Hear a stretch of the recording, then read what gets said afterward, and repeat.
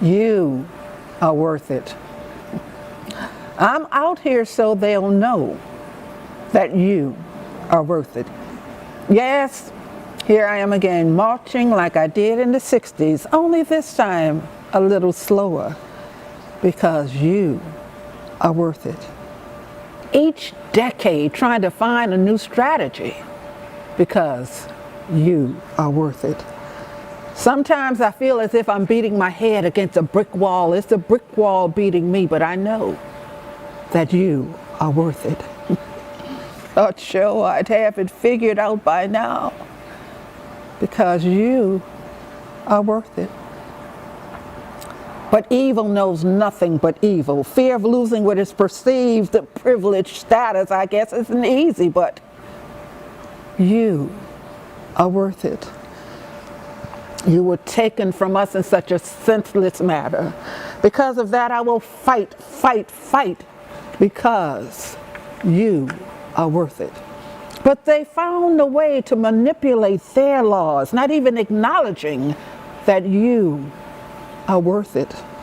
Declaring themselves blameless, trying to cloud the specifics, not realizing that you are worth it.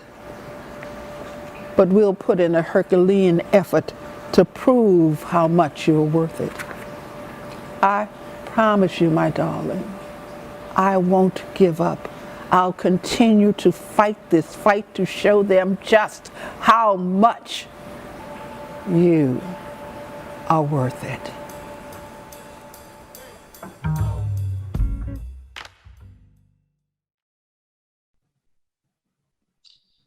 There's an old African proverb that states, until the lion tells its story, the tale of the hunt will always glorify the hunter. The moment we stepped off of the ships on the shores of the Americas as human cargo, the need to portray, to preserve, to pass our story became essential to the very survival of my people in this country. Without that, our past, our tradition, our hardships, our trials and tribulations and triumphs would have been washed away as our footprints in the sands on the shores of Africa from whence we came. I think that this is where Black theater in America really begins, with the informative documentarian of the African griot. Oh, a griot. A griot is defined as a West African historian, a storyteller, a poet, a musician. He or she is a repository of oral tradition that passes historical tales and events from one generation to the next. The griot is both the playwright and the actor. Is it safe to say then that Black theater in America is the quintessential griot? If so, has that role evolved over the years? And again, if so, why and when? When did the stories and the telling of stories of the past and the recording of the events of the day become a motivational, galvanizing art form to create which is now known as Black theater, moving from community to community towards activism? Beginning with William Wells Brown and A Leap to Freedom in 1856, to minstrelsy, to the Harlem Renaissance, to the Federal Theater Project of the 1930s, to the situational dramas of the 40s and the 50s, to the protest plays of the 60s and the 70s, to the present day. Black theater serves as a biometric thermometer, documenting the social and political temperament of what being Black in America is. In the years between the writings of William Wells Brown and the Black musical of the 1920s, minstrelsy led the way of Black images seen on the American stage, where white actors in blackface portrayed enslaved Africans as buffoons and clowns and inarticulate fools. And this was followed by Black performers playing caricatures of themselves in order to be accepted on the American stage by white audiences. A good example of that is Burt Williams and George Walker, two Black minstrel performers who named themselves the Two Real Coons. This led into the Black musicals like All Coons Look Alike to Me, written and composed by a Black minstrel performer, Ernest Hogan. Then there was In the Homie and Shuffle Along, and let's not forget Lucky Sambo and others. Though no longer in blackface, most of these productions still found it very difficult to break away from the Black comic stereotypes of minstrelsy.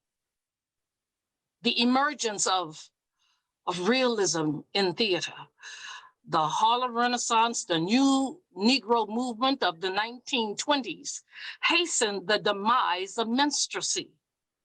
Now, this led to a new form of theater. It helped give birth to what is known as the agri-pop. Yes, the agitation propaganda theater. Fueled by the Federal Theater Project of the 1930s, white writers and Black writers like Langston Hughes, Zora Neale Hurston, Richard Wright began to write situational dramas of realistically depicting Black life in America.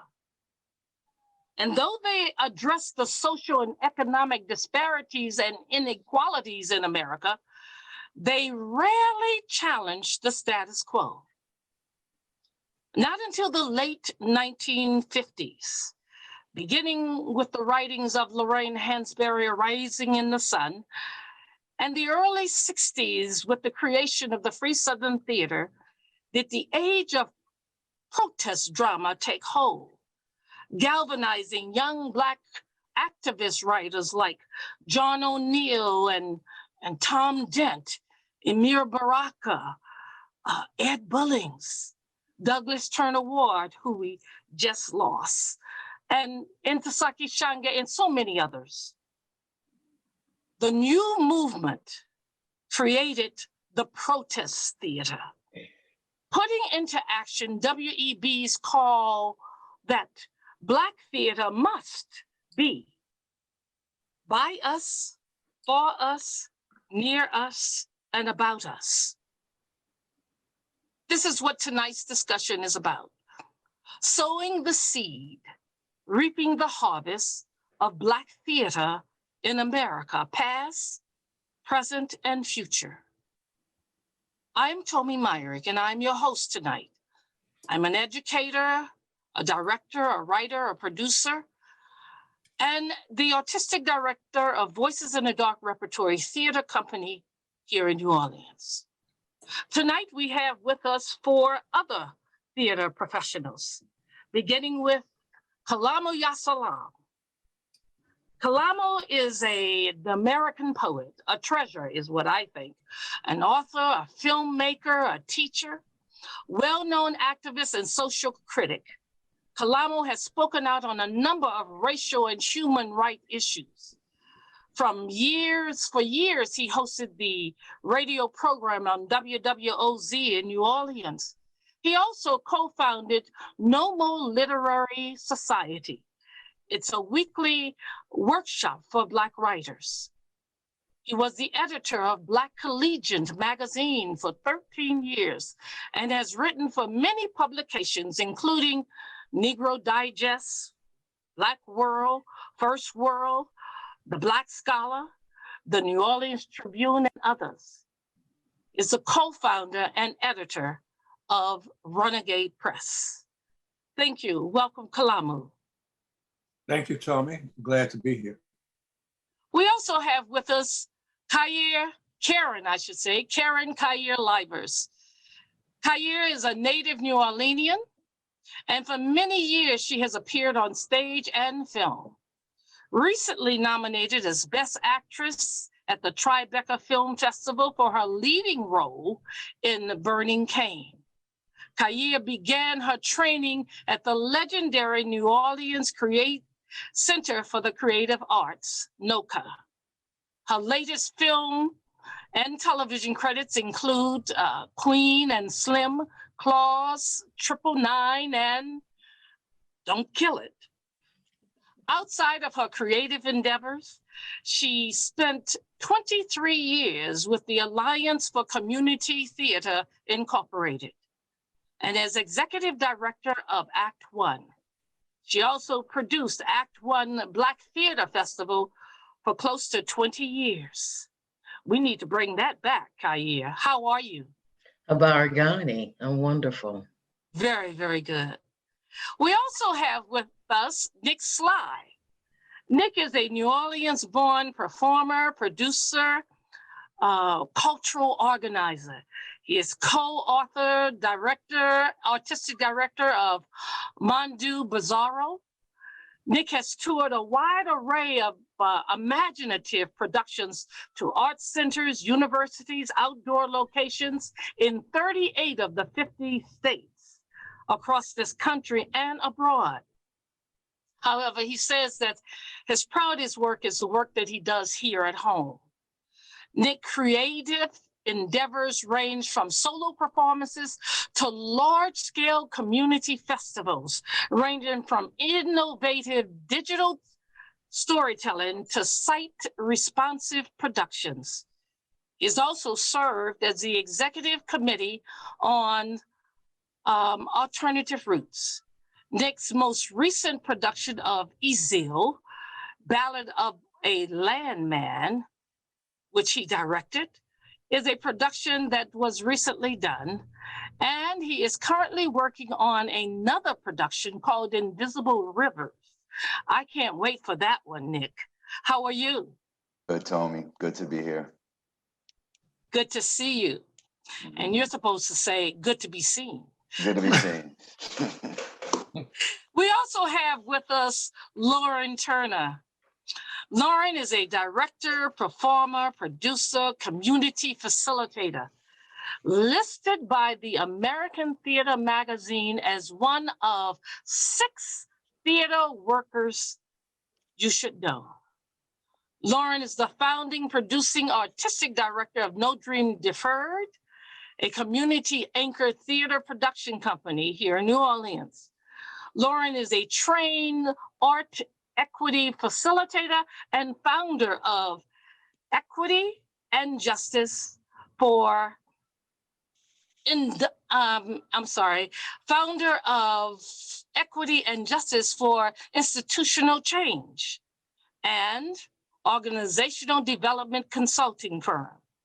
Lauren received her Master's of Arts from the Performing Arts from the University of Southern Mississippi. Something she always leaves out of her bio, which I have to remind her, and that is that her production of In the Red and Brown Water was the 2020 Big Easy Award recipient for Best Play. Welcome, Lauren. Thank you. So grateful to be here. So, guys, how do we get started? Let's begin this way. First of all, thank you so very, very much to the producers of the Tennessee Williams Festival for finding the need to do such a forum as this. I'd like to ask a question, and that question is, what is Black theater? Let's not all start at once.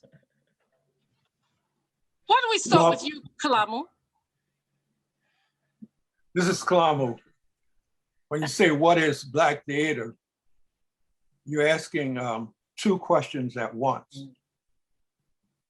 And the 2 questions that you're asking are, is there a distinction between Black theater and theater done by Black people? There's 2 different questions. And I think that Black theater is a theater that is culturally reflective of the behavior, mores, the culture of Black people. And at the same time, it's a theater that is conscious of itself as representing that culture. Because you can have, quote unquote, Black people performing, but not consciously representing Black people. It wouldn't be Black theater. And I think if you look at some of the work of Wole Soyinka, can you call that Black theater? Or do you have to be specific and say, this is Yoruba theater, this is, you understand what I'm saying? Because the definition of what is being done and the cultural basis of it is not about the trope that we just commonly call Black and white, but he's dealing with other themes. And we have subconsciously bought into that whole definition that is, if it's of a darker hue, that is Black. And it may not reflect Blackness at all. It may not even be about Blackness. And so if all the actors in the play are of a darker hue, does that make it a Black play? And I say not. I say not, because it is a mistake to accept the racist definition that pigmentation defines what something is. Someone else? I was just gonna say also, when I think of defining Black theater, I think of it from the standpoint of what it feels like.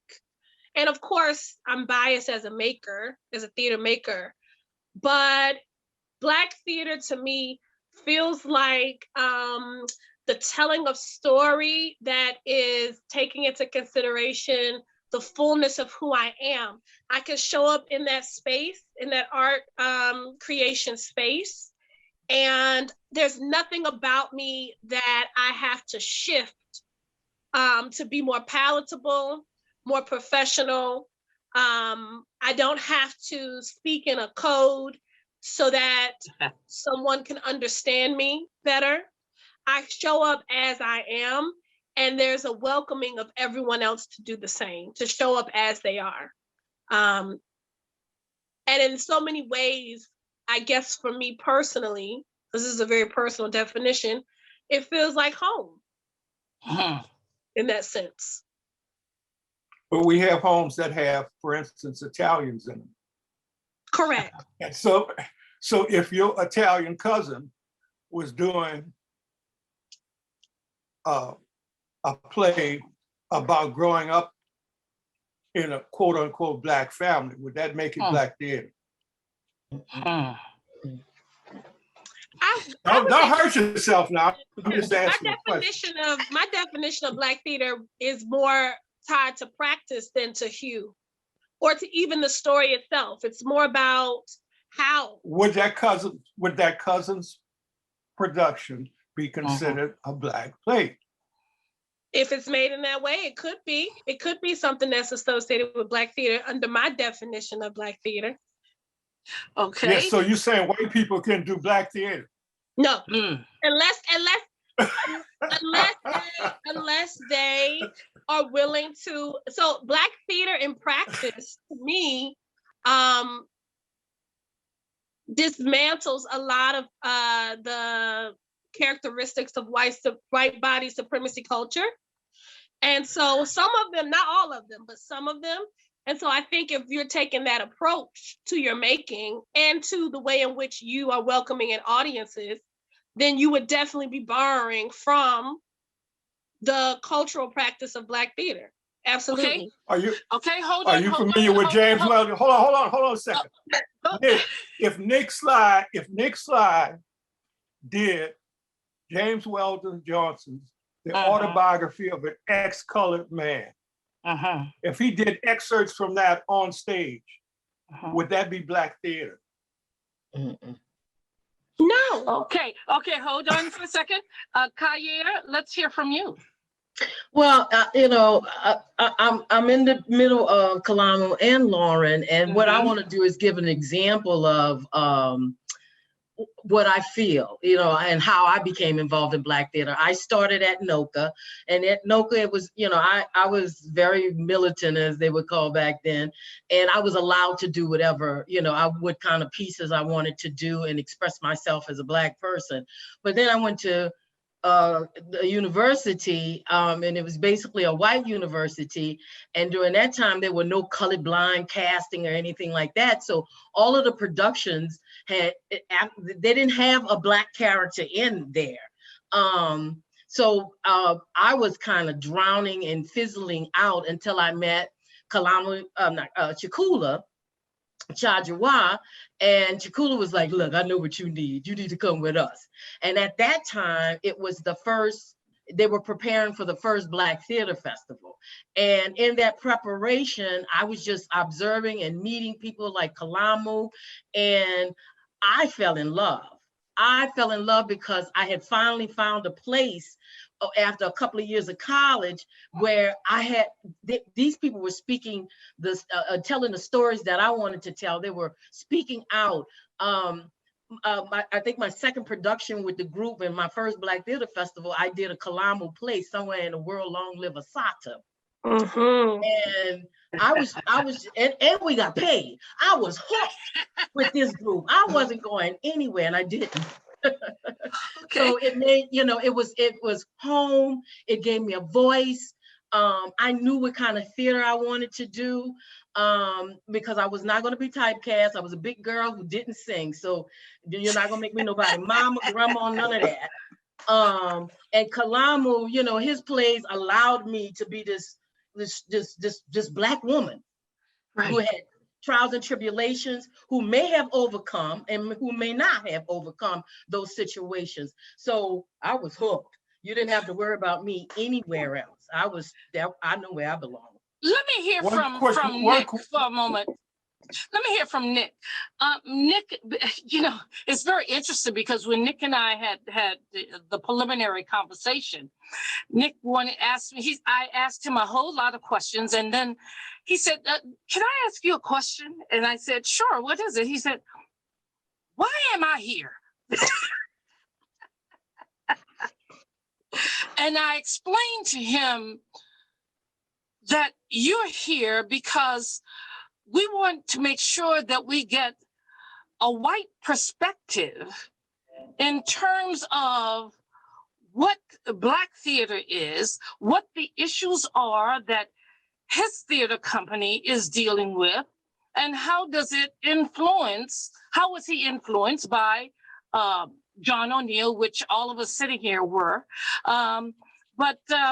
So Nick, why don't you tell us about how you feel about Black theater and what Black theater is to you?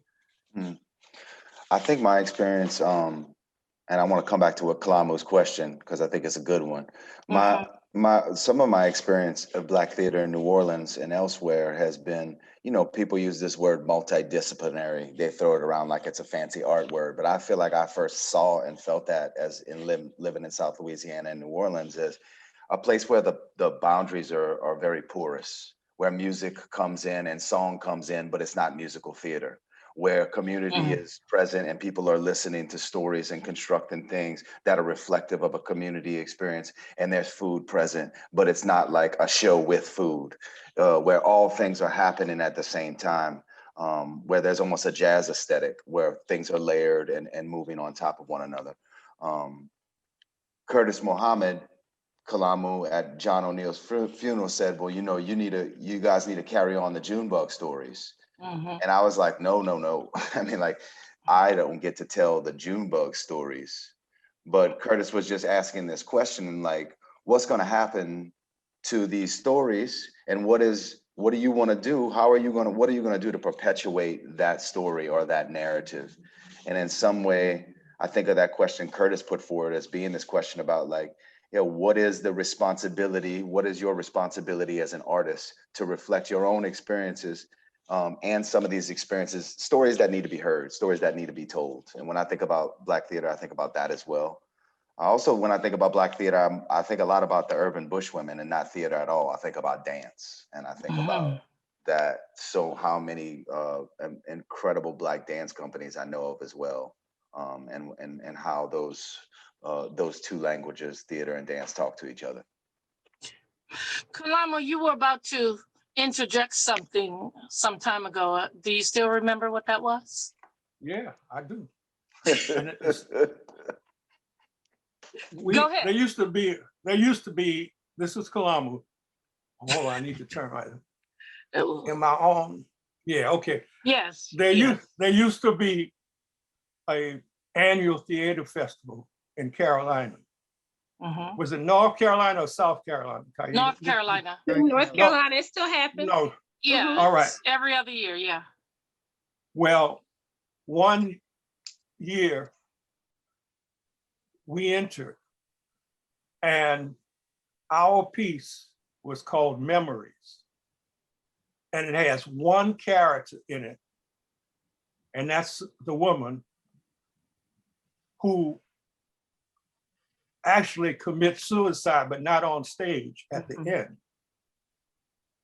That was performed by Kaya.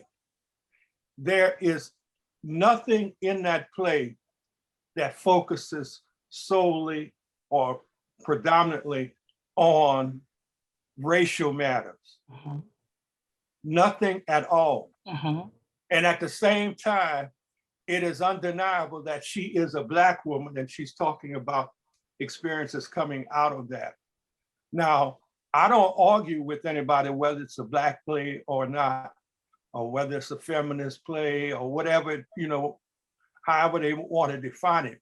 But I do say that we limit our humanity when we begin by calling ourselves Black and meaning simply hue, and not meaning the full spectrum of what it means to be a human being. And so when we did Memories, I believe a lot of people were I think we kind of lost you, Kalama. They didn't know what to say. So Kaya, you I didn't hear you, Kalama. I was saying, let's try it again. I'm gonna turn them. All right, can you hear me now? Yes. All right.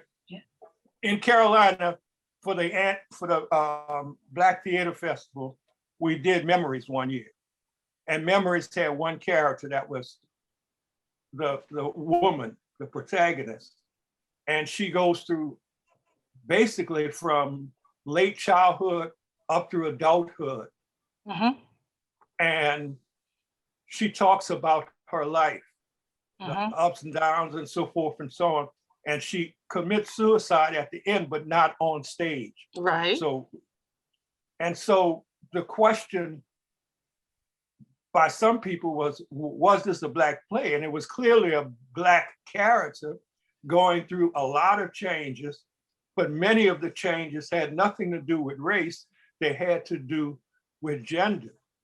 They had to do with the economics that this woman was dealing with.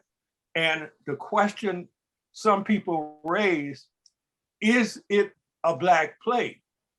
Is that a Black play? Even though it's a Black character talking about her conditions that she faces as a Black person, is it really a Black play? And so I want to ask Kaya to talk about it a bit, because she was the performer. She grappled with how am I gonna do? You mean I'm on stage all this time and there ain't nobody else? I want to interject something right quick before Kaya answers that question. When I moved back to New Orleans after being gone for 20 some odd years, the very first show I directed was Memories. And what I find ironic is that During my conversation with Kalamu that we had the other day, I said, wait a minute, didn't you write memories? And he said, yes, I did. So to have Khayr here too, and Kalamu and myself, but Khayr, go ahead and answer his question. There's so many things. Yeah. At the National Black Theater Festival, Kalama, I got to remind you, it was 3 characters. There were a male and a female who came in and interacted with me. Right. They played multiple characters from mamas, the husbands, the brothers, and all of that kind of stuff. But I was in that play in college, in undergrad. Oh, really? No. Were you? Oh, that's North Carolina awesome. Central and North Carolina Central University. I was in memories as well. Wow, that's awesome. Okay. And with memories at that time, because we're talking about 1991, I think we were there, Kalama. So what Kalama was doing was very different. It wasn't a protest play. It wasn't a high comedy play. It was just a play about a woman, her story. And you know, Kalama read a story in a newspaper, because trust me, we used to be waiting to see what he was like, what are we doing this year, you know? And you know, he wouldn't tell us. He'd kind of give us a little bit, but he wouldn't tell us until it was over. Yeah. And so this was just a play about a woman. And what touched him, because I think I asked that, what made you write this? And he said, you know, it would touched him that she had committed suicide. He didn't know anything about the person. He created this story about someone who had committed suicide. And that was just different during that time. It was really and truly very different. Some people got it, and some people were very confused. Some people said it wasn't a play, it's not a Black play. But at that time, we're talking 1991, it's still, you know, if we weren't, you know, protesting or, you know, it couldn't have been a Black play, because it was just a story about a woman. And it just happened to be a Black woman. I also want to say, Tommy, when you did it, what I remember about it, Kalama had submitted it to a competition of some sort. Y'all didn't know that he was a man. Y'all thought it was a woman who had written it. Yes, that's right. I was surprised that it was by a man. That it was by a man. I remember that. And what I want to say about Kalama, before we run out of time, the Black Theater Festival, like I said, I'm coming in as they're preparing for it. And the one thing that always stayed with me is the Black Theater Festival began because we had the Congo Square Writers Union, and we had, you know, these directors, and we had these actors. And so I wasn't part of that, but some kind of way they decided, let's do a festival. And it was Kalama Yasal's $200 that started the festival. So very good. And that's Black Theater. That's Black Theater. That's Black Theater. That is right. So that's what I mean. That's the how of it. You know, I think we have to, Black Theater to me expands into the how we make the stuff. That's and it's not just rooted in what is the story. It's how are we doing this? That is Black Theater. And determined to pull it off.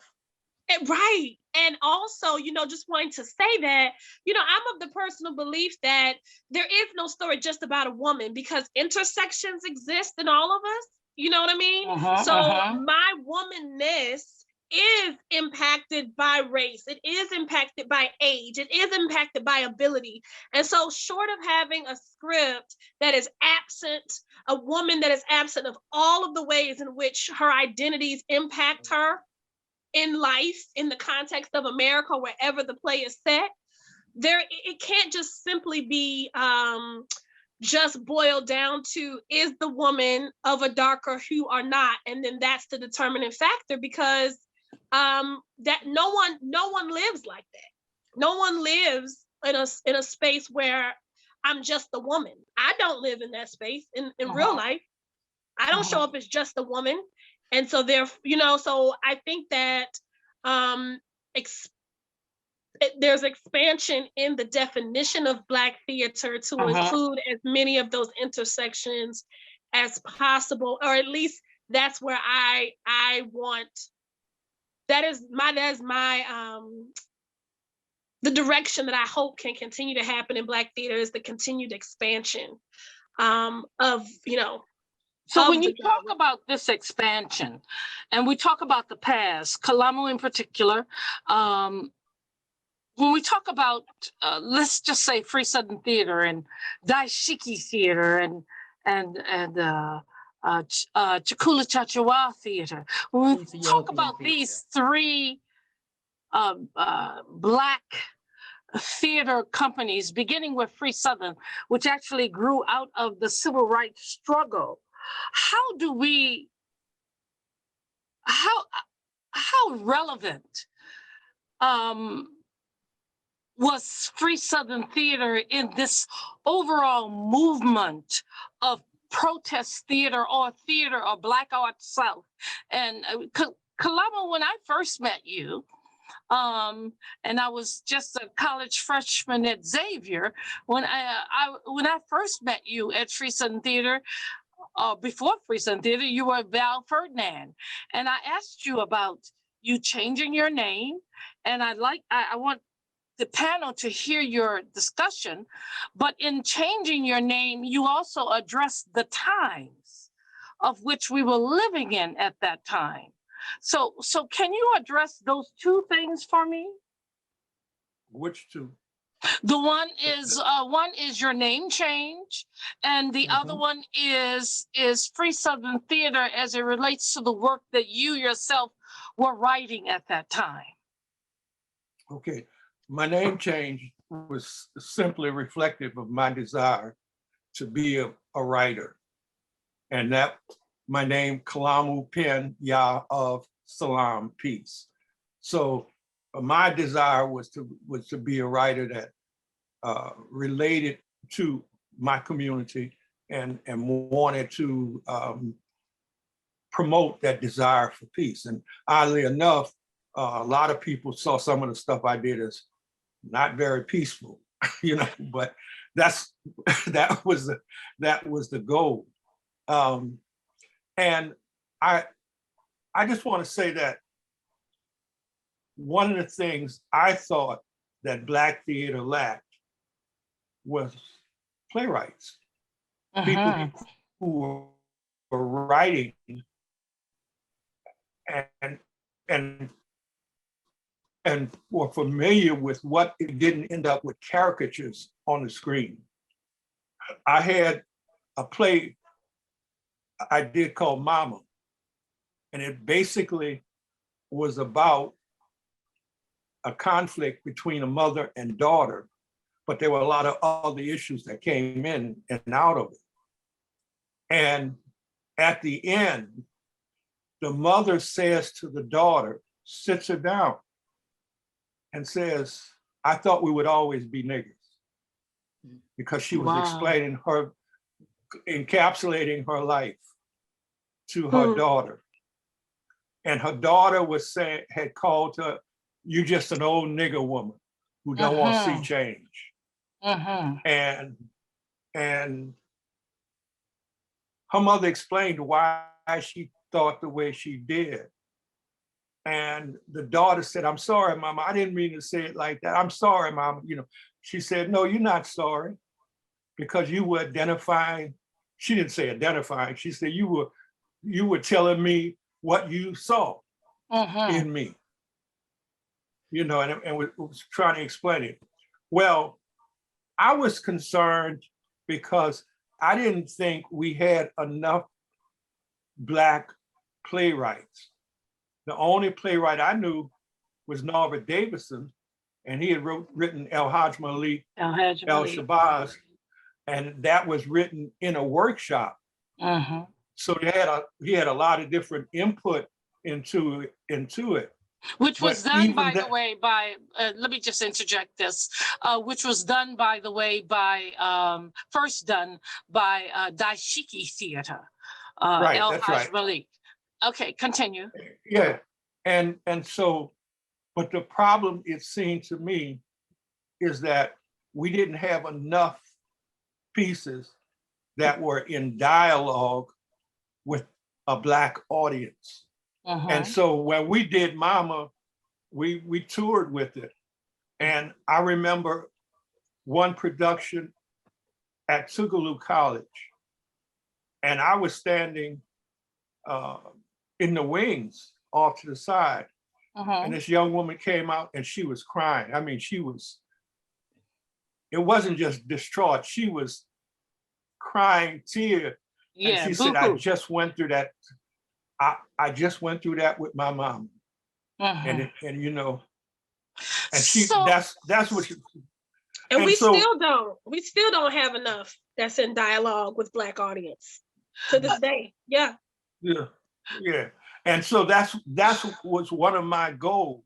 But I understood, however, that it's not simply a question of hue.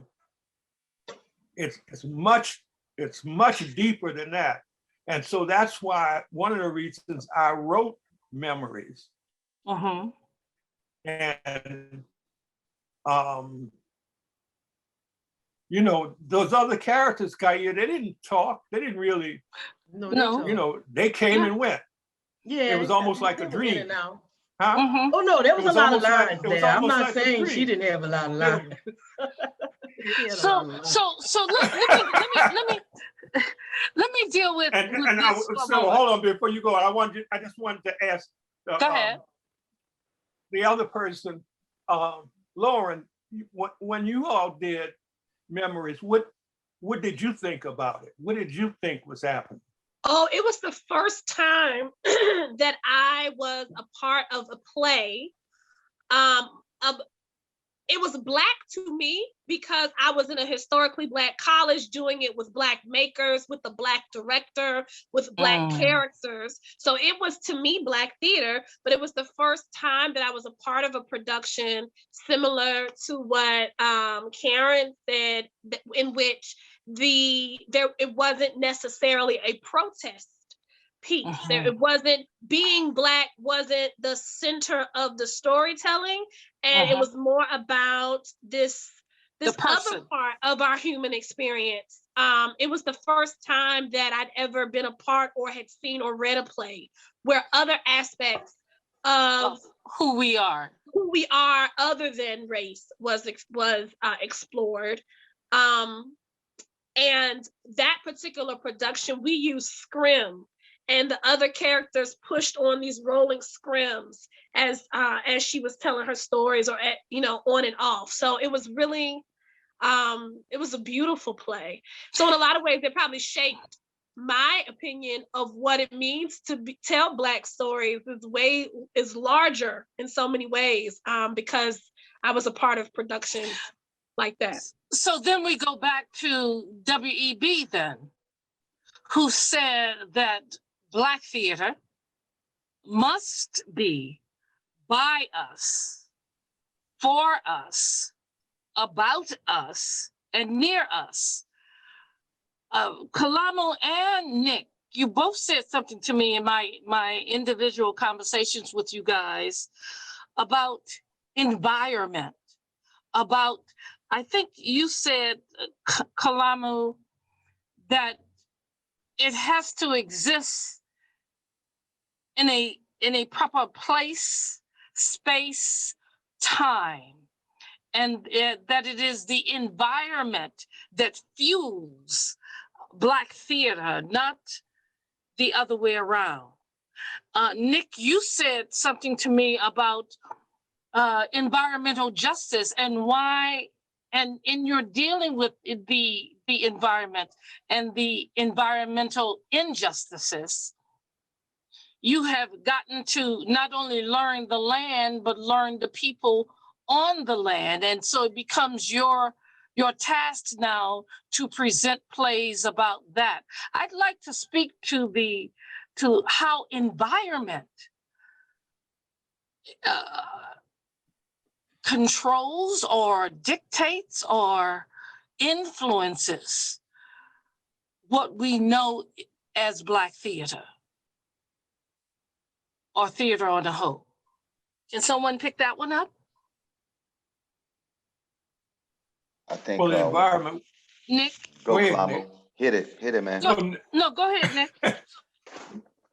I was gonna say my study of this land that we live on in Bobancha, is that one of the first things that the colonizer did was start building a levee right there outside of the almost what is now the French Quarter. And so there was a physical domination of the land right off the bat. On top of the fact that there was a subjugation of people to slavery and bringing bodies here. And so in some ways, I don't see how we have let up on that experience of that domination behavior in many, many different facets. And I think it shows up still in the way that we treat the land. And I say that to say, when I was talking to you, told me I was talking about learning that we got a lot of environmental degradation in Louisiana, but it disproportionately impacts communities of color and indigenous communities, just straight down the line, like everywhere you go.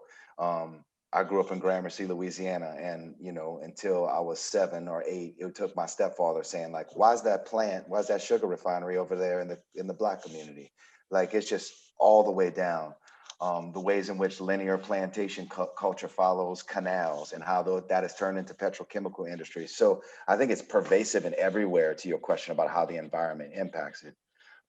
I do have a question about art's ability to not only address it, but to imagine ways that we might transform it. And I think in some ways, the theater moment becomes this moment where you can bring together coalitions of people from different places to create work that transforms, transcends, or attempts to at least tell an imaginative story that imagines something different than that. But I think it is our experience in South Louisiana is rooted in an environment of degradation and the way that we have behaved and treated the environment, for sure. Kalama? Kalama? Did we lose? Yeah. You told me you and I were talking about the environment dictating or controlling or influencing is the word I should use, about where Black theater is, or how we address it. You have any thoughts on that? Kaya, you have any thoughts on that? Lauren? Lauren, I'd like to ask Lauren because I saw her nodding. Lauren? Yeah, well, speaking from, environmental justice and, specifically to the role that Nick brought this up, the role that the arts and specifically theater and specifically Black theater has to play in addressing climate change and climate justice. No Dream Deferred is exploring ways that we can bring into the conversation climate justice to Black audiences. So one of the ways in which we're doing that is we are talking about a near future, and number one, through our storytelling. Excuse me, hold on one second, sorry.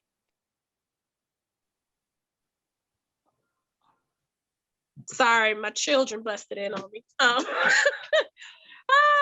The thrills of virtual learning during the pandemic. So one of the ways we're doing that through our storytelling is telling stories about Black folks still here, still in Louisiana, in the future, navigating climate changes, and also creatively coming up with solutions.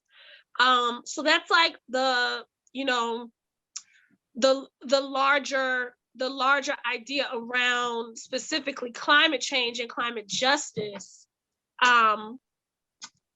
But also, sorry, hold on one second.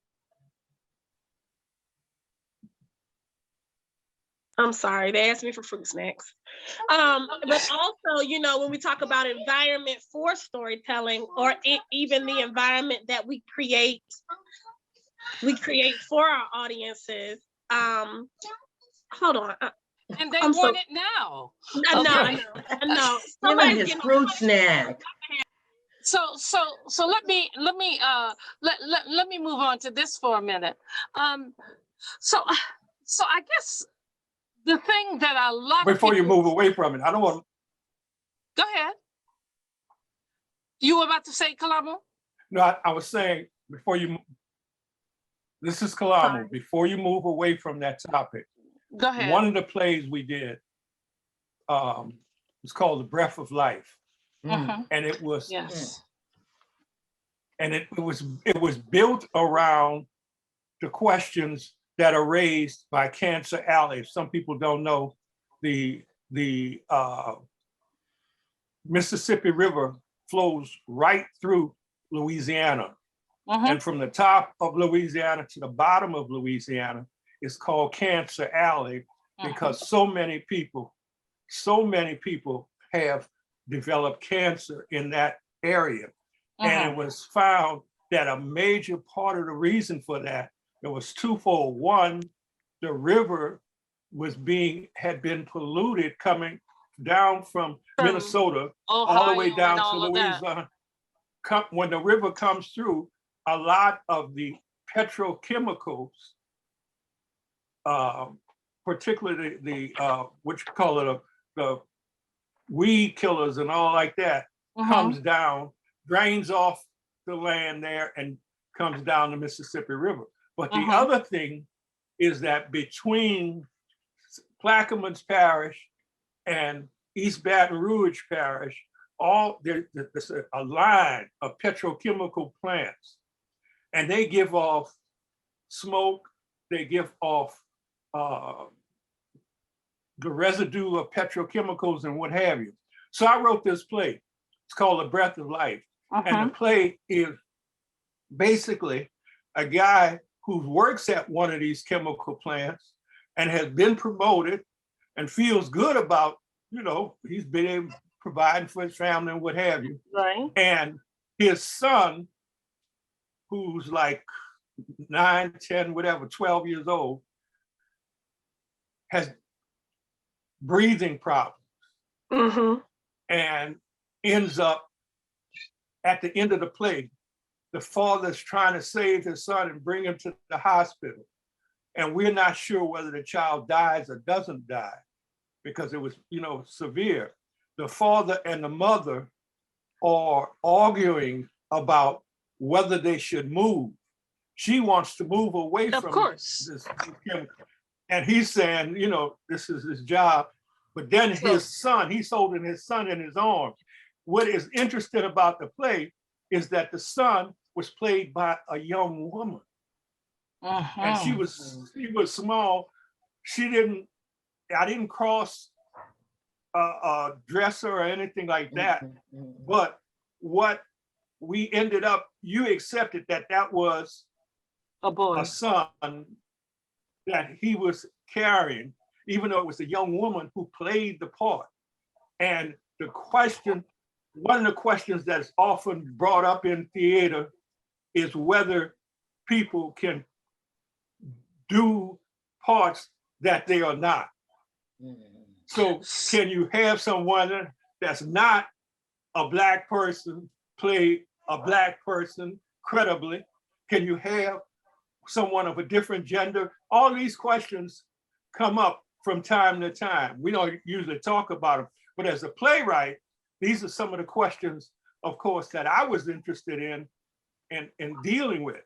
And I just want to say, not as self-congratulatory, but to let people know that these issues are human issues.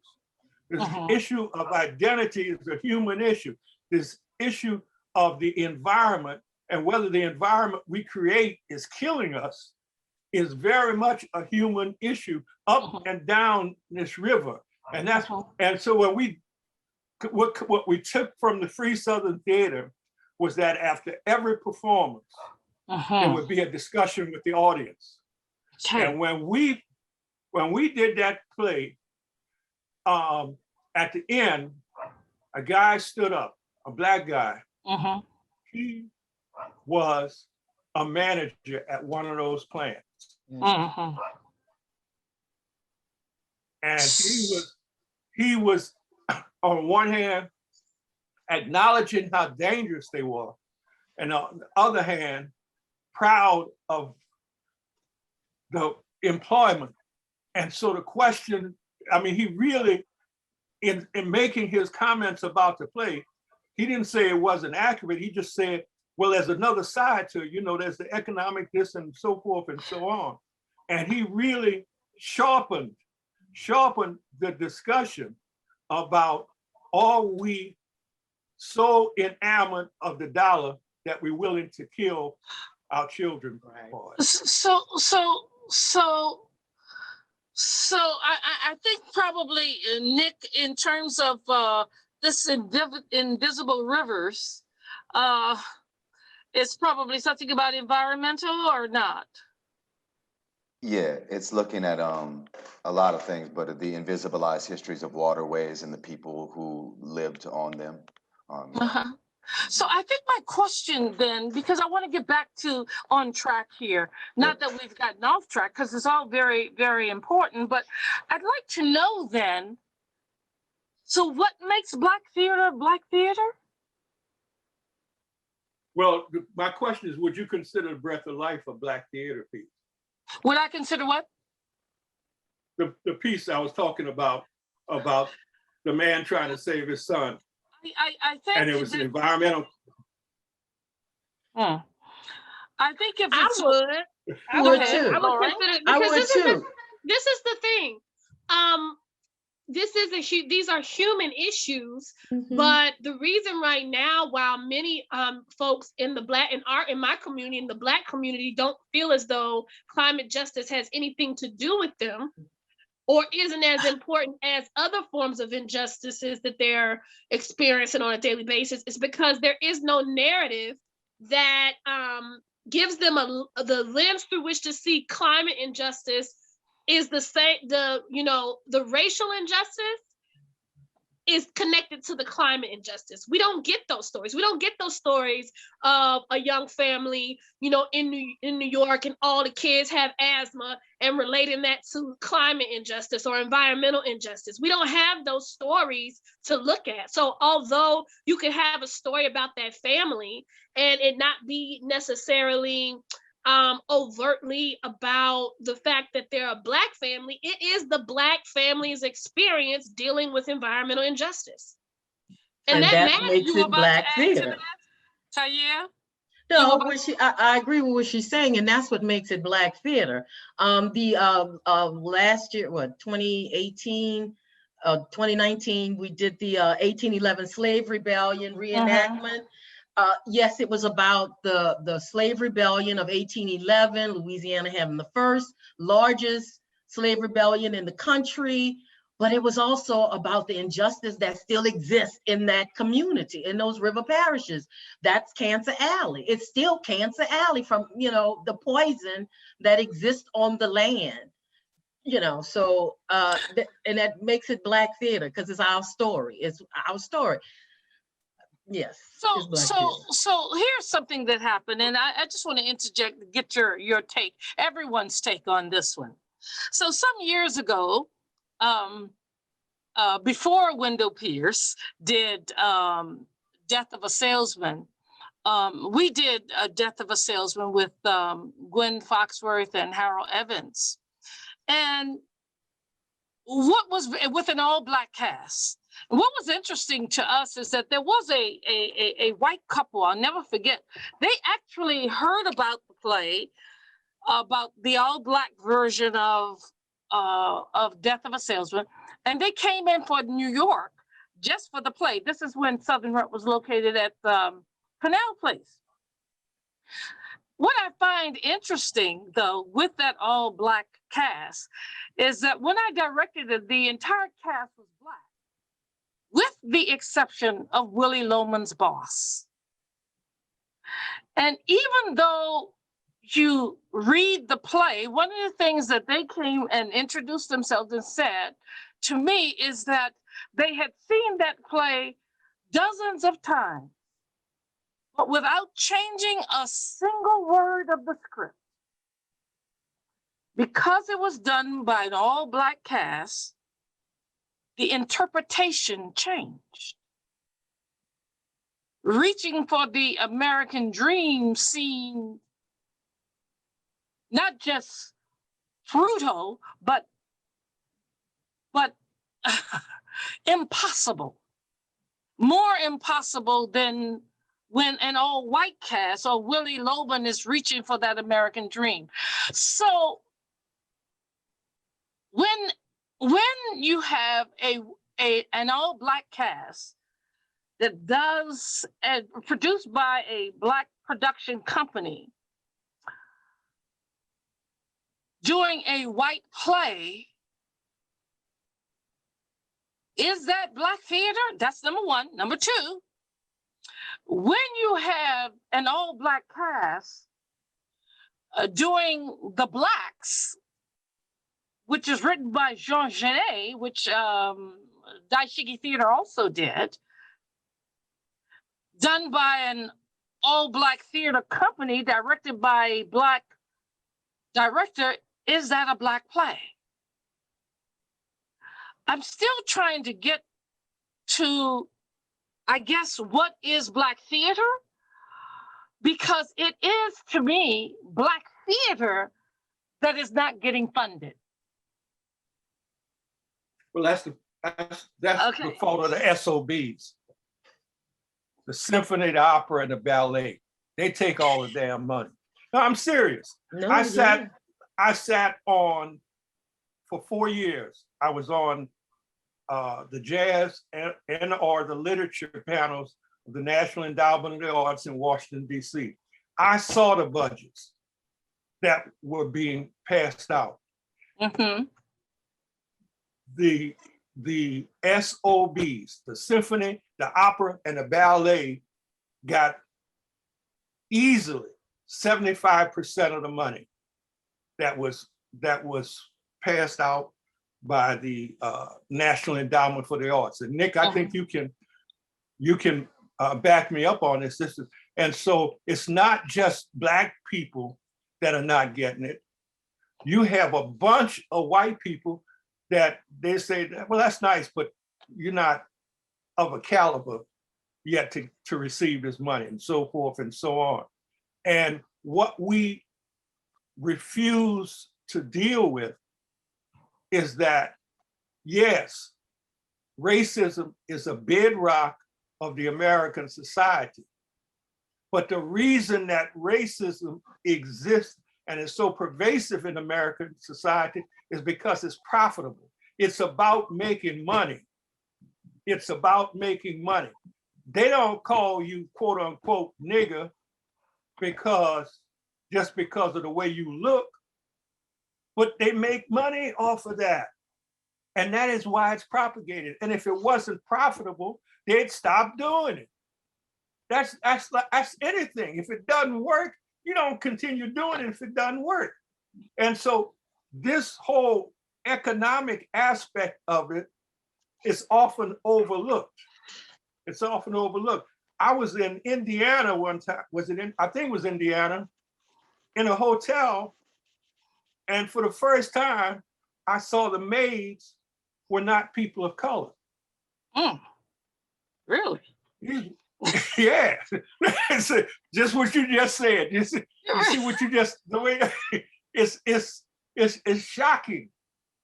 And my son used to drive these 16-wheelers cross country.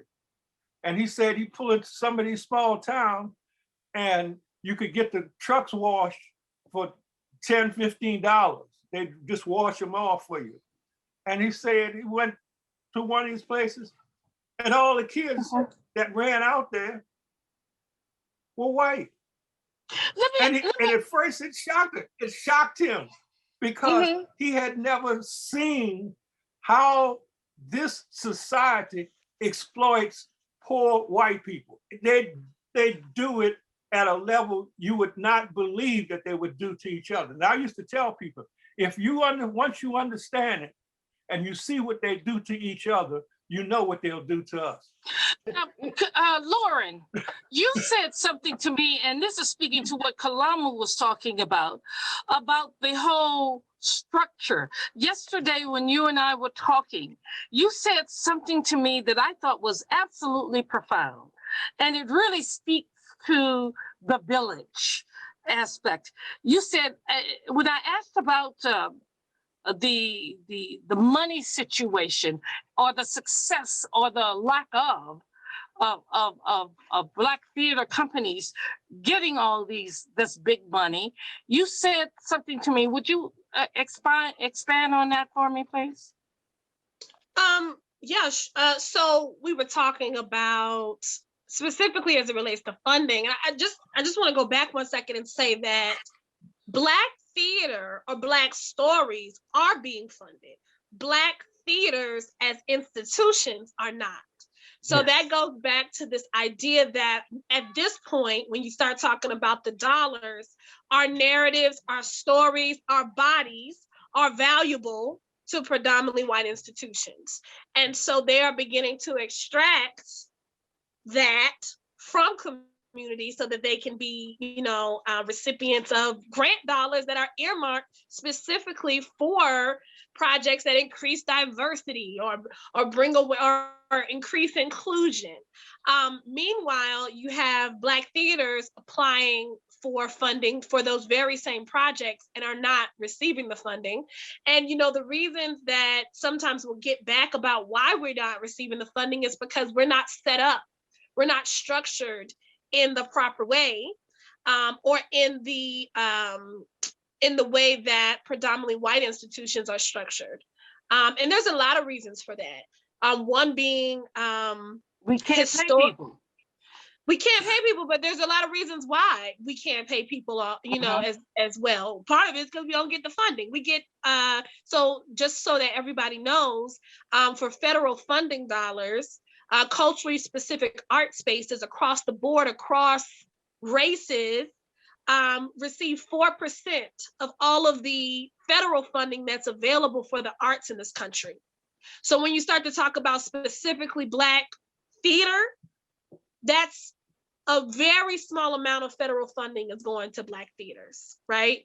So historically, we haven't always had access to what's needed to build out a healthy size board or to set up in the way that most people want to see you with your own 501c3. Some theater and some institutions and some groups have been operating under fiscal sponsorship forever, have been more grassroots in the communities, opening up their doors to teach young students acting, to put them into plays within their organization. And then when they get to a certain, level of mastery of their craft, for those same individuals to then go to work for predominantly white institutions because they want to make a living now. And so so that's one reason. And then the other reason is there are better structures that suit our art making that aren't necessarily this nonprofit industrial structure. And so one of the things that I'm currently exploring with No Dream Deferred is more collective leadership and shared leadership models, and just letting go of this idea that as an organization or institution, I have to be structured like the white theaters are structured. I mean, and that's ingrained in you from school, from training. If you receive training and you say, this is how I want to start a theater, you're taught you got to do this, you got to do that. And it's all according to how predominantly white spaces are set up. No conversation around, does that actually work for me?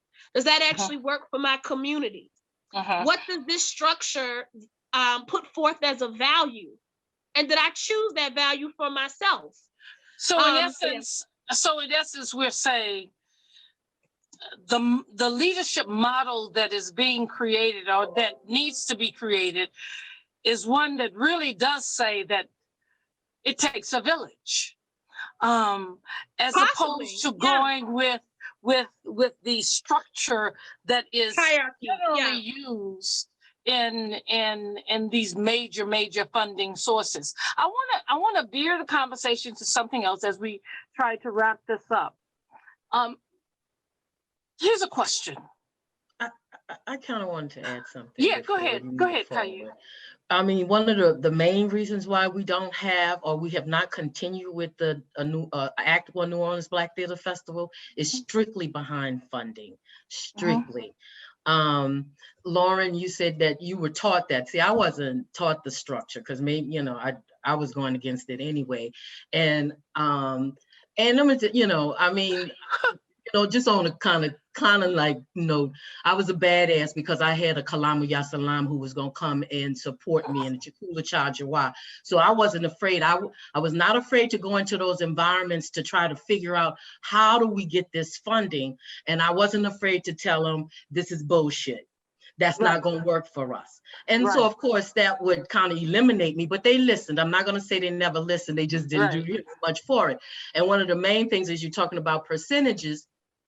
We would have the top state or city grant, but because our budget was so small, because that was part of how you get funding. So we still could only get $5,000. And I actually went in front of, I think it's the City Economic Development Department. And, so they're challenging me, it's from my heart. So I'm not worried about, what I'm going to say. But then it came down to, well, who's in it? Well, okay, I can name some people, but if you don't go to theater, you're not going to know who I'm talking about. And that's I threw out the Carol Suttons, the Kalamus. Somebody might have been like, yeah, but we wasn't famous enough. We wasn't known enough. And at that time, Wendell wasn't either. So, so so we still didn't get any support or funding from the city. So but that's structural, though. That's still structural. Yeah, that's structural. Yeah, that's a key ingredient to our organizations. And then they have these rules for funding where you can't use funding for operational support. So then you're forced in this position to then embellish about how you're going to use it for programmatic support. So it just forces us into spaces that way of working, that way of growing doesn't work for us. And it's evident in the fact that our field of Black theater is in so many ways stagnant, right? We don't have that many institutions that are Black theater institutions that are thriving. We have some, but we should have way more. And we definitely should have more in the city of New Orleans. Nick, go ahead. I just want to say one thing to what Lauren's saying, because I think real talk is that also white institutions co-opt collaborative leadership models, and then everybody calls them a genius. Right. But then they perpetuate behaviors that make sure that Black theater institutions can't flourish underneath that leadership model. And it happens all the time. And Nick, also, if a white theater decides to do a Black play for Black History Month, then it's blown out. There's publicity all across the board. They're funding because, oh my God, this is so wonderful and innovative and great. But real talk here. As a director in town here, I have to say that I've probably directed at every white theater here in town. And then when I got to the point where I said, well, wait a minute, Tommy Myrick's making money, but Voices in the Dark, which is 28 years old, still has no home and haven't a dime. So the moment I decided that I was not going to direct at any of the white theaters until they decide that they want to co-produce with us is the minute the offers to direct stopped.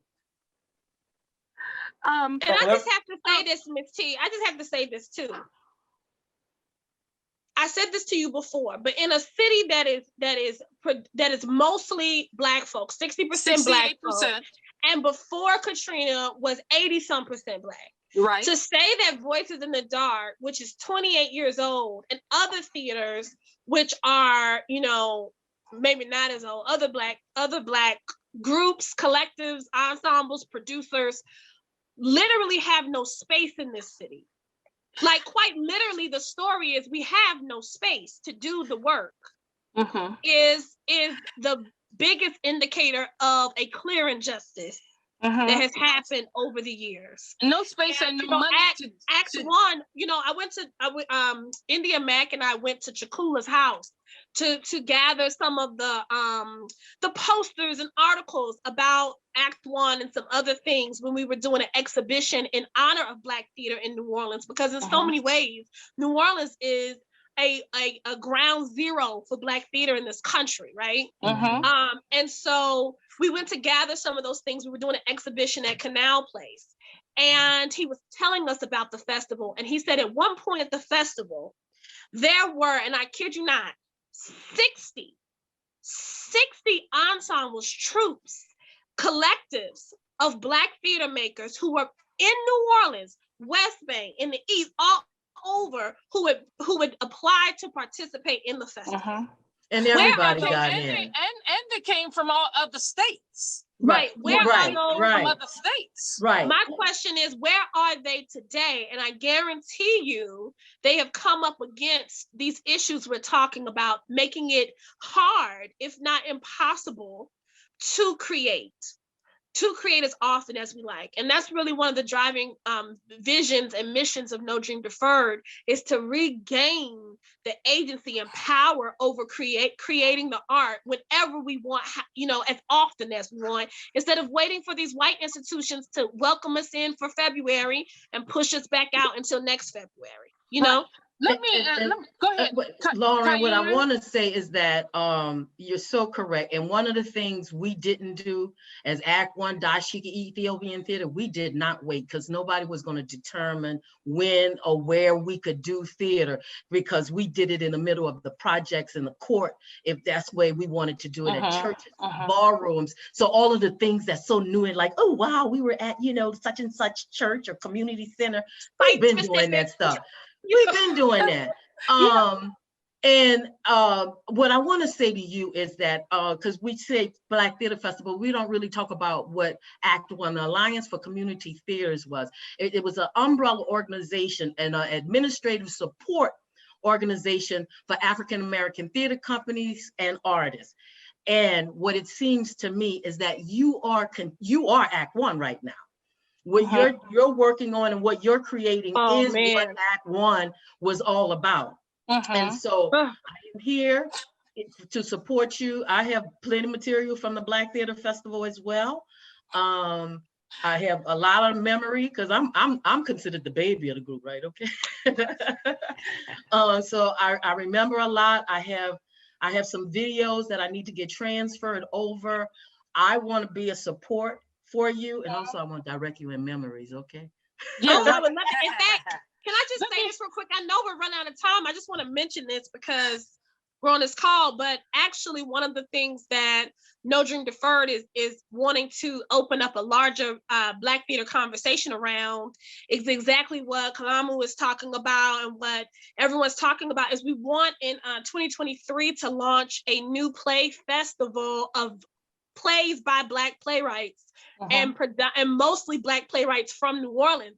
There is a missing link of developing the voices and the work of Black playwrights from New Orleans, and it's saddening and maddening, because when you talk about the history of Dashiki and Ethiopian and Free Southern, a major piece of their work was developing the plays, developing the text. That's right, workshops. And Kalama was right. Black theater will not grow or go anywhere unless we are investing in our playwrights. And that's where I want to steer this conversation before we end. The very first play I ever acted in was at Free Southern Theater. And the very first play that I acted in was Kalama Yasal's The Picket. And that play was, it's just a very interesting thing how we pass the baton. And as Kalama and I, as elders of this group, it is time to pass the baton and to see where we go from here. The one thing that was, Kalama, and I know you remember this, the one thing that was extremely important to Free Southern Theater was the whole playwriting aspect, was the fact that you had to come to the workshops. As a matter of fact, the only way your ass was going to get on stage was to be a part of the workshop, which included the playwriting workshop, which includes getting your butt up there, climbing up that ladder right there on Drive Street, now O.C. Haley, climbing up that ladder to the light booth and running those lights for another show or doing costumes. And so that was your reward. It was John O'Neill, by the way, who said to me when I acted in A Raisin in the Sun as Benitha, who said to me, your vision is too big to be an actor. You need to direct. Okay, because I'm looking at everybody and saying, you can't move there. You're supposed to move over here. Okay, so, but the thing that I want to say is that where do we go from here? Lauren, you mentioned something about the new structure, the new model, to break from that structure. Nick, you said something about going into the communities, dealing with the social and environmental injustices.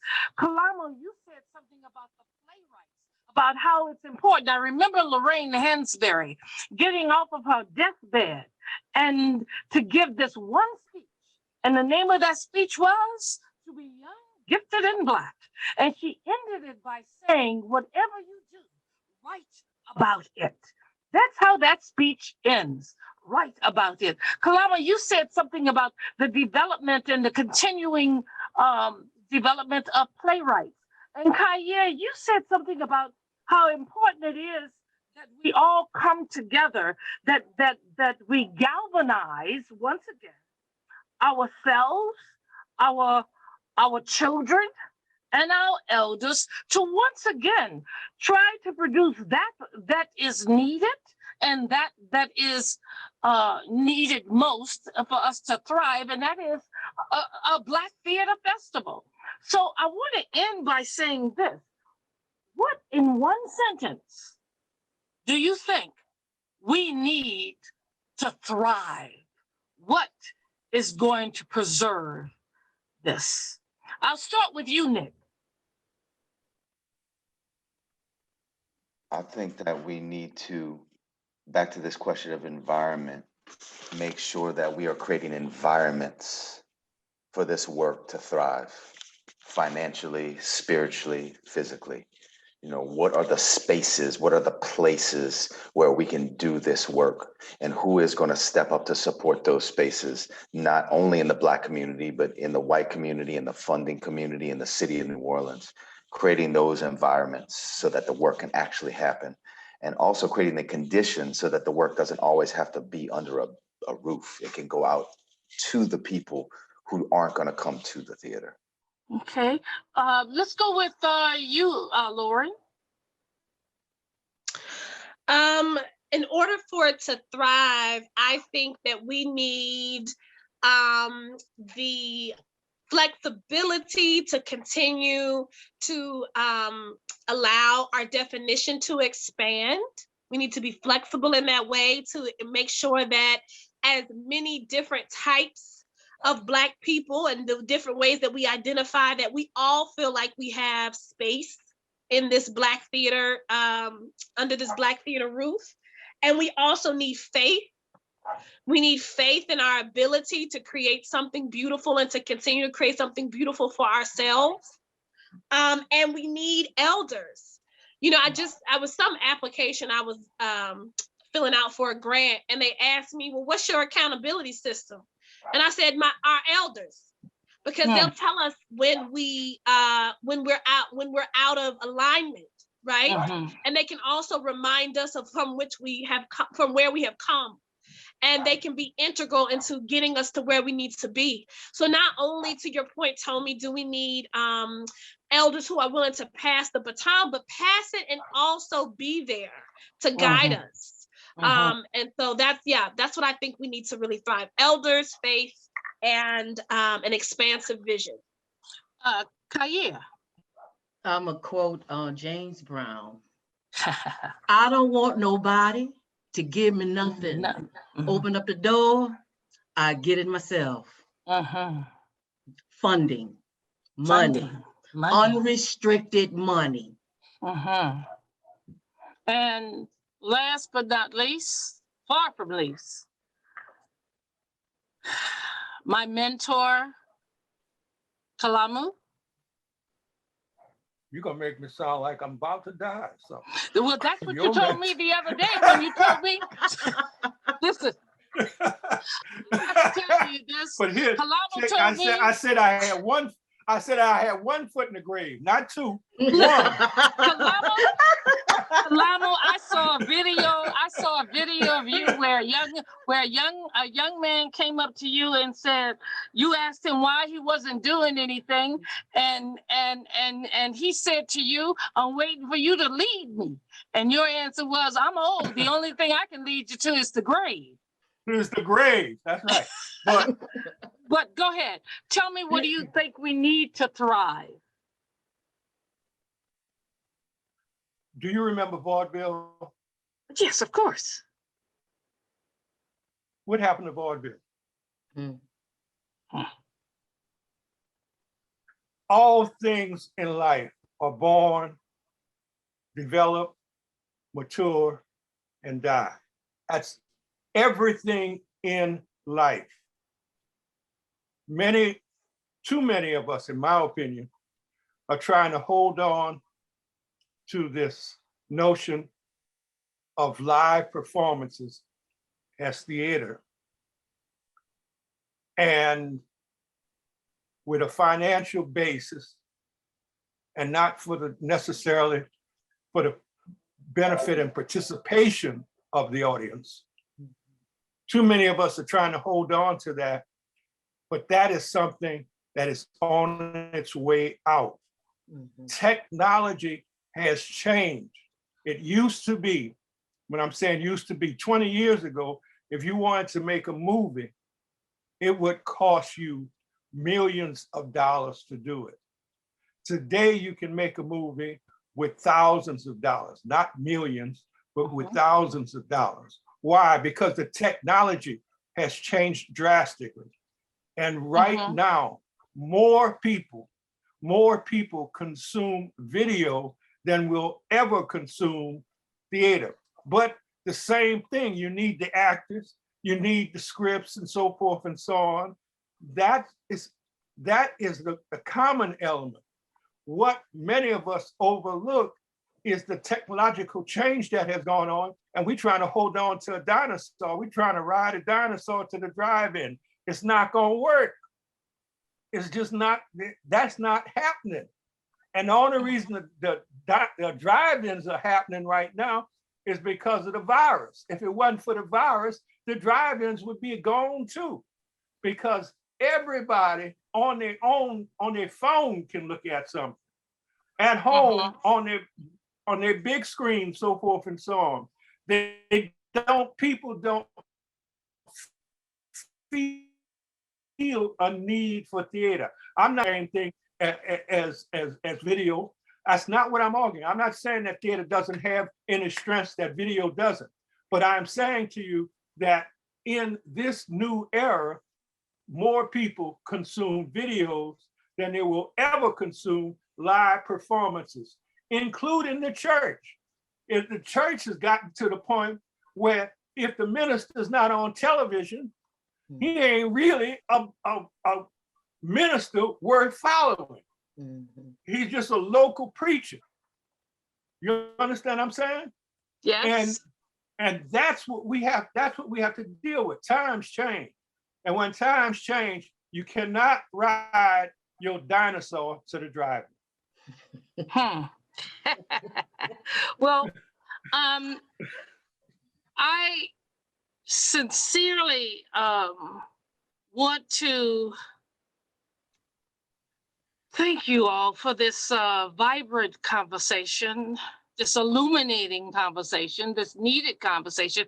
I hope that individuals who will watch this will understand where we are, where we need to be, and where we're going with or without. But, you know, as with everything, it takes a village. And so we would like to make sure that people who watch this streaming service and watch this particular forum understand that Black theater is vital to the community. It's vital to our story. And just as when I began about whether or not the African griot, whether or not Black theater is indeed and does indeed serve as that that griot? Yes, it does. It's very hard for us to get published. It's very hard for us to get seen. And theater seems to be the way to reach the greater part of the community. And Black theater is committed to not just bringing the audience to us, but to going to the people. So I'd like to thank Kaya Livers and Lauren Turner and Nick Sly and Kalama Yasal for being a part of this Black Theater Forum, Sowing the Seed, Reaping the Harvest. The past, present, and future of Black theater rest in your hands, Nick and Lauren and Kaya and Salam, Kalamo and I will be there to support you in all that you do. So we'd like to thank the Tennessee Williams Festival people for having this forum, finding the need for this forum. And we'd like to say thank you so very much. And I want to add one thing right quick. Of course. This is both an ideological and an aesthetic question. In terms of what Black culture is and what Black people respond to. Black culture, one of the elements of Black culture, you bring the best to the people rather than have the people come to you, so that more people see and admire the Mardi Gras Indians than will ever come to see a play that those same people might be in. Why? Because they go to the people. They go through the community. The aesthetic that requires someone to come to go to one specific place, whether it's a museum or a playhouse or what have you, doesn't work. So we can go back to the Suitcase Theater that Langston Hughes started with Ossie Davis and those people. They said they wanted to have a theater where all the props they needed, they could carry in a suitcase. And they would go wherever the people were and do those plays. Well, that aesthetic, that it is movable and it goes to the people rather than ask the people to come to it. That aesthetic is a critical aesthetic that is lost when we are grounded in a place, in one place. So if you have a theater that has a playhouse that people have to come to, what you're gonna find out is in the 21st century, people ain't doing it. We got more mobility than we've ever had, but people are just not going to do that on a mass basis. You better find a way to bring it to them. And given that people have phones that have video on them, they got wide screens or whatever, and we have the ability now with the camcorders and what have you to do our own recording. There's no sense in us even thinking that they're gonna go back to that old form. That's vaudeville. It's gone. Forget about it. It's gone. Forget about it in terms of it having a contemporary application. Don't forget about it in terms of history. Yeah, we can understand the history and learn from the history. And many of those people got their start in doing that, just like many of the people in Spike Lee programs started off working in theater, but they're not superstars because of their work in the theater. They're superstars because of their work on the screen. I'm sorry, we just got to get used to it. It's a different time period. When you bring your dinosaur to the drive-in, there ain't no grass for that dinosaur to be eaten, to munch on. You understand why are you standing there for 2 hours looking at something on the screen? You know, it's a different environment. That whole question. Thank you, Kalama, and for your one sentence.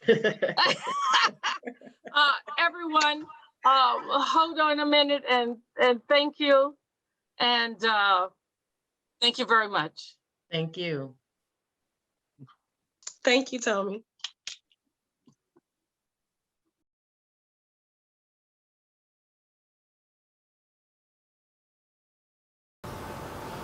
The inner monologue of a black woman getting her braids done. 30 minutes.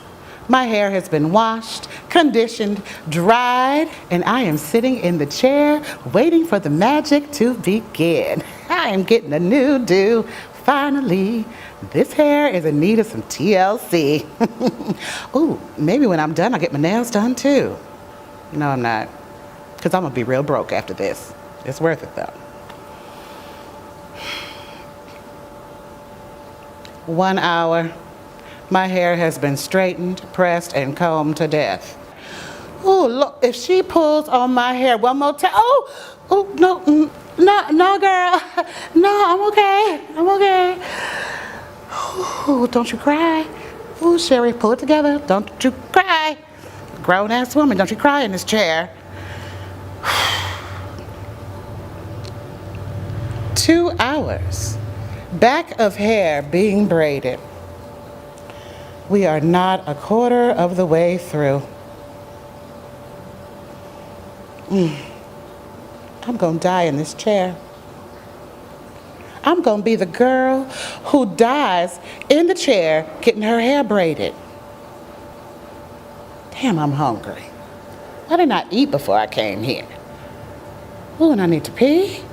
Oh, but I bet I can't go pee because the more bathroom breaks, the longer it's gonna take. I got to hold it as long as possible. 2 hours and 45 minutes. Back of hair still being done.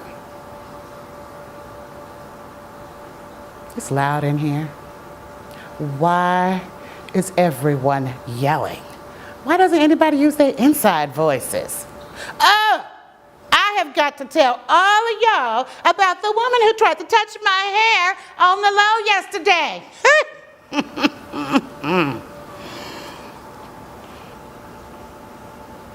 4 hours. Why hasn't anybody invented a machine that gets braids done in an hour? No, seriously, why? This chair is just too uncomfortable, and I think I'm getting a neck sprain, and she keeps asking me if I'm in pain. Yes, and I am never doing this again.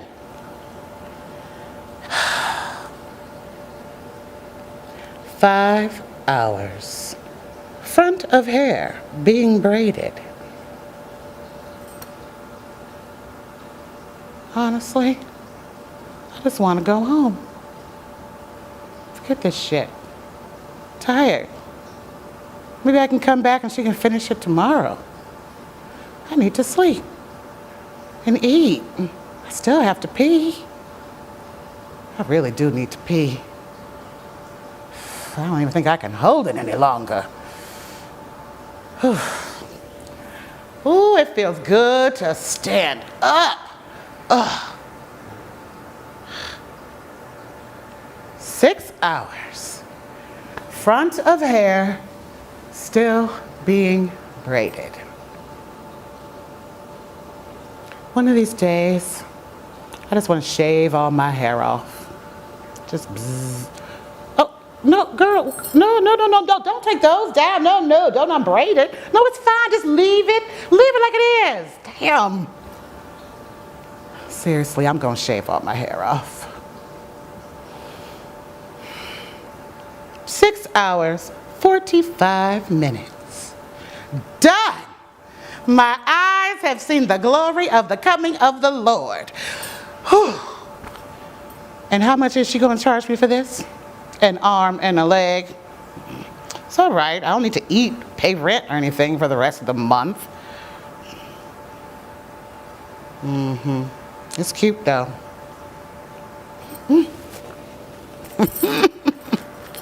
Selfie time. All right, girl. I'll call you in a couple of weeks for my touch-up. Thank you.